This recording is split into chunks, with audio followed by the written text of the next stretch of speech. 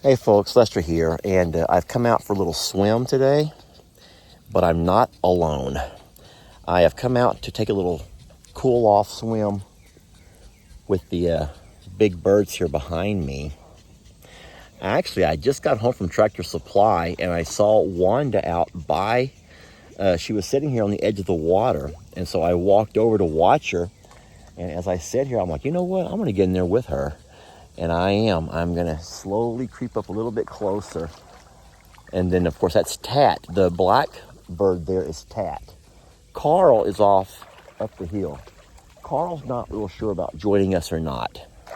But I think that Tat, Tina, Debbie, and Wanda are all learning there's a benefit to having a pond here. Nice, cool water, and they love it.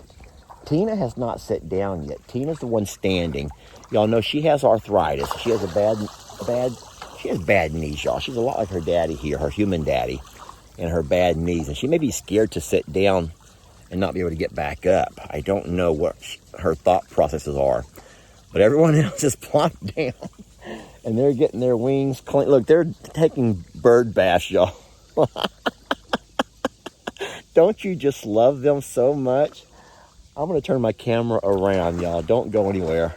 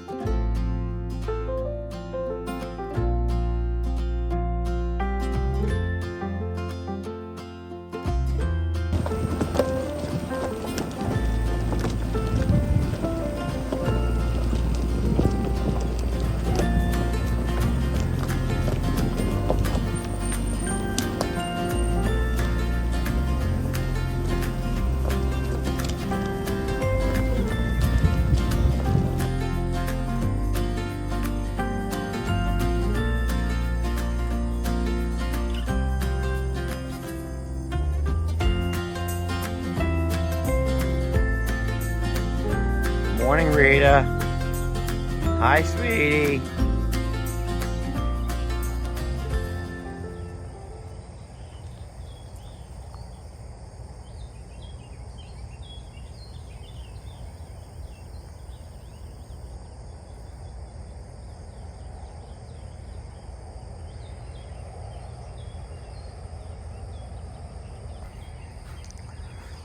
Voodoo reminds me a whole lot of Sadie. Not in the fact that, Sadie's a livestock guardian protector and she prefers to spend her time alone or out with the cows, just kind of off in the distance, kind of keeping an eye on everything. And Voodoo's not like that, but Voodoo, he's not as young and immature and playful as I feel like Rita and Stormy are. And of course, Bucky's likes to hang around with the girls. Nothing wrong with that.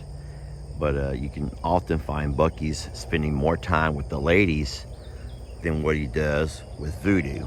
That's kind of sad to me, because there was a time when Voodoo and Bucky's they were the boys. Y'all, you would never find them apart. But now, Bucky's does. He really enjoys spending time with the ladies.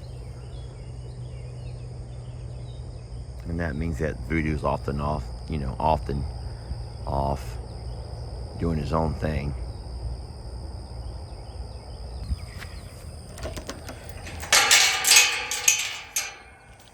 We're here early this morning.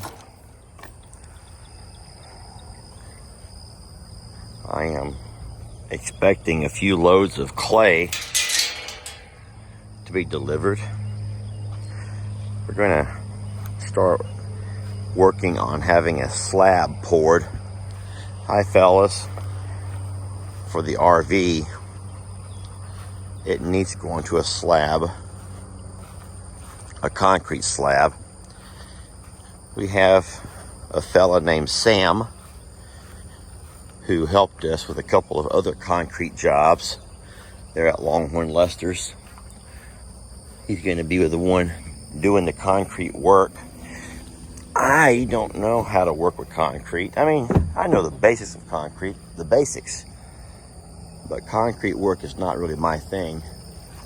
I can spread the dirt. They'll be having to bring some dirt in. I can get that spread. Easy enough. But Sam will level everything out and do the rebar, and also help be here when they pour the concrete. We're blessed to know him. You guys, you've already met him once before. If you remember a video from a couple of years back, we were getting the concrete poured for the slab for the RV over at Longhorn Lester's, and Sam is the guy with the concrete company who walks up and he goes, "Hey, you're the guy with the littles." Yeah, a grown man told me that I was the guy who took care of the littles. I said, "Yeah, how would you know that?" He goes, "His kids watch the channel." I'm like, "Oh, okay." So he's done a couple of jobs for us. Nice guy. And hey, his kids watch the channel. I gotta fill up waters. I'll be leaving here in a bit and headed over to the feed store. We're gonna pick up a fertilizer buggy, and today we're going to drive it to the Plum Grove property and fertilize all of our pastures, and then keep our fingers crossed that we can get some nice rains through the next couple of months. That will help that grass grow. And hey, we're so darn blessed to have gotten the 77.5 rolls, that first cut. And if we're lucky, we can get, I mean, I would be happy to get at least half of that on that second cut, but you know, if you get the right rains, you never know, you might end up getting another 50, 60 rolls. I don't think we'll ever beat the 77.5. Seriously, I don't know if I'll live long enough to ever see that record beaten. So I just made a move. I went ahead and took the water trough that was under the tree and moved it over here closer to the fence line.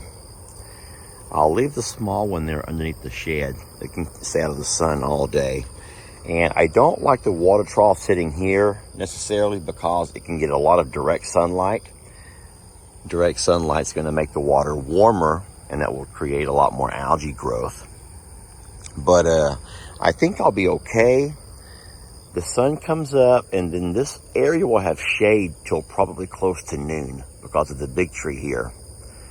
And then you will have some direct sun, but the good news is by 4 or 5 o'clock, you have shade again. So I don't think that the couple of hours of exposure is going to be as big of a deal. It's a deep trough, and so what the cows will do is really neat to watch. When they walk up to a trough that's out in the sun, they'll put their nose in and kind of move the water around. It's really neat to watch, and by moving that water around, they can kind of find a little bit cooler water. So, all right, so let me remind you guys of something you probably forgot about. These here are the 4 cows that we got from the trade-off with Mr. Jake for Santoro.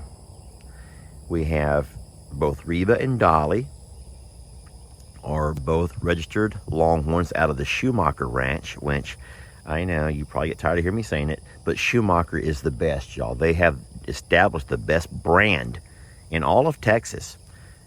And you can go see their cows and their bulls on their Facebook page anytime. But Schumacher here in Texas, they're the largest and the most established brand.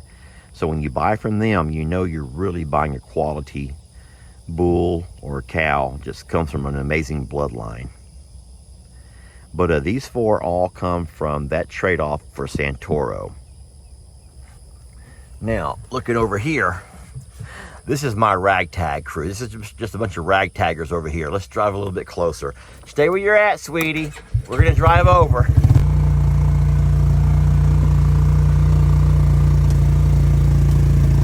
Good morning.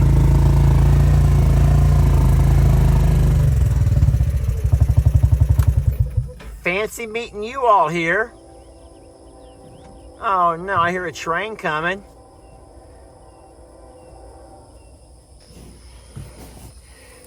All right, so in this next group of Longhorns over here, you all remember that it was Marilyn there standing up and Jezebel, who were supposed to be a part of our very own Longhorn Luster band camp, as we like to joke, band camp. And they had sent these two cows over for Tex to offer stud services. And problem is, it ended up that Tex had no interest in either one of them. We come to find out later that Jezebel was already bred, and she produced this baby right over here. Now that's not one of our bulls. That was a slip up at their own ranch. And then we begin to get conflicting stories about this and that. And so it ended up to where I went ahead and took and bought Marilyn and Jezebel from the guy with a promise that he could have their calves if they ever calved, until we found out that Trinity is not what he thought she was. And so they have no interest in getting her back. They have actually moved their herd from Longhorns, full-size Longhorns, to minis. And so I think that it was more of an attempt to move these girls along more than anything else. But I said so many times before that there's been so many conflicting stories about that entire transaction that at this point I don't really, it is what it is, guys. It is what it is. It's like when you buy a used car, you're going to hear all kinds of things about how wonderful it is. And then when you get into the car and start putting a few miles on it, you realize that, you know what, you might have been duped. And so I kind of feel like that happens in every transaction. So it is what it is. We're very blessed. We love Marilyn. We think that she's bred and that she'll be delivering in August. We hope. And if that's true, then Waylon will be the daddy.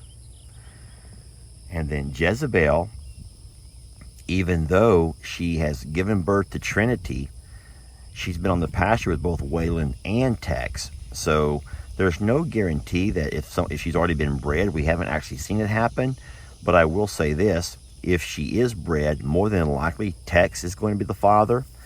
Reason I say that is because Tex would not allow any of these females to come into heat and allow Waylon to breed them, when in fact they're on the pasture with the ladies together. So we will have to kind of wait and find out about all of that. You look like the Loch Ness Monster, sweetie.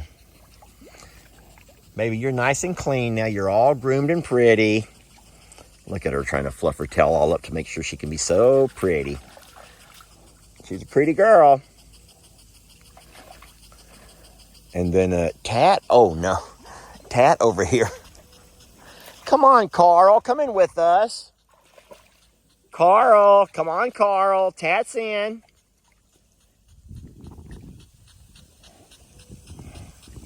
I wish Tina would sit down. I think it'd feel good to her legs.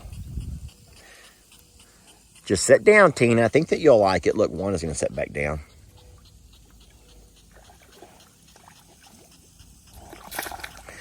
Would it be foolish for me to swim up amongst them? I would like to do that. I don't want to get hurt. And I don't want to go around back behind them and scare them. I'm just going to come up over. Oh, don't do that, snake. Don't do that. Don't do that. You look. No, don't do that. You're scaring me, sweetie. Do not make your head do. Oh, Lord. Could y'all imagine? You're out swimming and that right there comes up out of the water. It's so scary. Such a scary girl. I love y'all, but that's so scary. Carl, come get in with us, Carl. Come on. Carl's not going to do it. Plop it down there, Tina. Plop it down there, baby girl. There you go. Oh, she wants to, y'all. Look, her knees don't work. Poor oh, don't do that, Wanda. Wanda, don't do that. Uh-oh. Oh, no. Oh, no. Oh, where'd y'all? What happened? What did I do?